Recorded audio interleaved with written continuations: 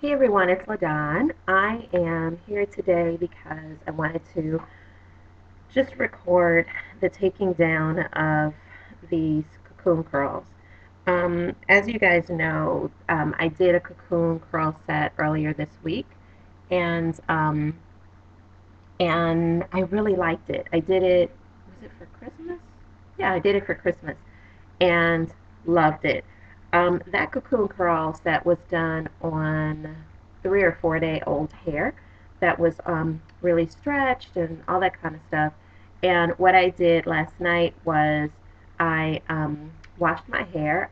I used Hair Essentials Mud Wash, my favorite. I don't use shampoo, so that is like my favorite hair cleanser. So I used that, and then I used a Lucent's leave-in conditioner. And then I created my cocoon curls using Kinky Curly Curling Custard. So I'm interested to see how the curls will come out on wet hair or more damp hair, freshly washed hair. The other thing is I did much smaller sections. So the last time I did these, you guys may remember, or if you want to go to that video, you'll see that my cocoon curls were much larger. So these are definitely smaller um, sections. So I slept on these, and I already I spritz them with water just to wake my twists or cocoon curls up because my hair gets flat when I sleep on it. So I did that, and so now I'm just going to begin the process of taking my hair down. Oh, after I misted it, I rubbed a little bit of this daily moisturizer on it, and just on each of the kind of strands, and that's all I did.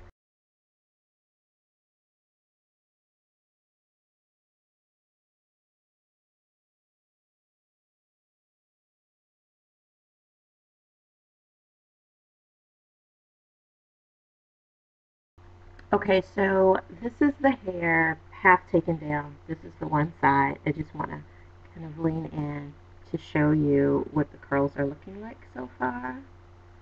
They're very soft, and I definitely still like the texture of the cocoon curls. So I'm just gonna take the rest of these out now.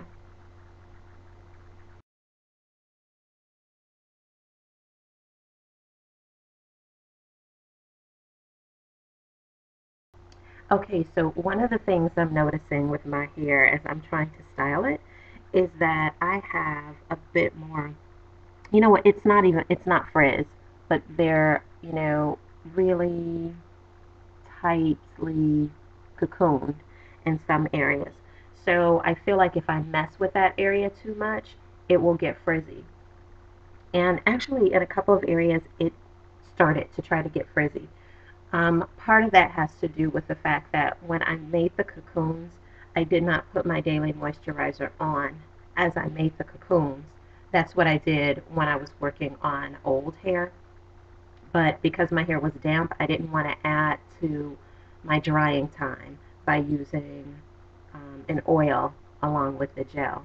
It isn't, but what I'm noticing is if I take a bit of my moisturizer, this is just a styling tip, if I take a bit of my moisturizer, put it on my fingertips, and even my hands, just rub it in, and then, rub it on those areas where it's trying to get a little bit of dry, or even scrunch it in so you don't disrupt the curl too much, it takes it away like immediately.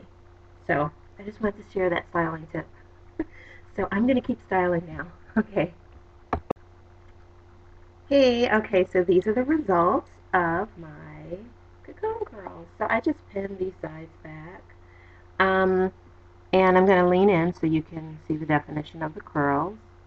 Very, very curly. I still have to work on it. I'm not in my real mirror, but based upon this little mirror I have and my computer here, laptop, I actually do really like the curls. I like the consistency of the curls. They're very, when I say I like the consistency of the curls, I like the fact that they pretty much look the same way throughout my head. I don't have that experience with Bantu knot outs a lot of times. It's like, for me, Bantu knot outs can be very inconsistent. And one of the things I like about these cocoon curls is, regardless of what hair I'm cocooning, whether it's my really loosely, coiled hair around the edges, and super fine areas, areas that's still fine but is a little bit thicker, I still get a consistent curl with cocoon curls. So I'm all over this as as a styling technique, or as a no heat curling technique. What I would do differently is, I probably, I think they came out nicely on wet hair. But one of the things I might do is, the next time I do it, is um, put the oil on as I'm cocooning my hair, as I did in my last video when I was working on old hair. I didn't put the oil on when I cocooned this because my hair was damp and I thought it would add to my drying time. But my hair really benefits from that oil, and I think the oil really helps to keep the curls from getting frizzy.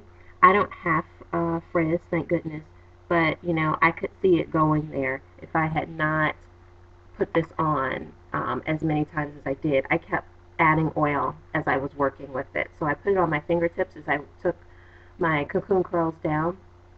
And then while I was styling it, I kept adding this.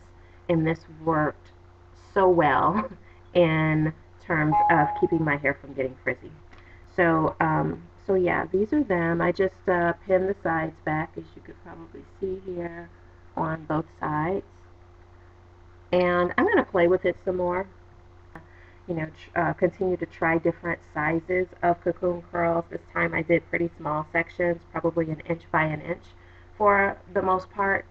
Largest sections were probably an inch by 2 inches, inch and a half, 2 inches. So this is it. Small cocoon curls work just fine. I could not do a really small Bantu knot out. It would be jacked up. But these cocoon curls, awesome. So hope this video was helpful. I'll see you guys in the next one. Bye.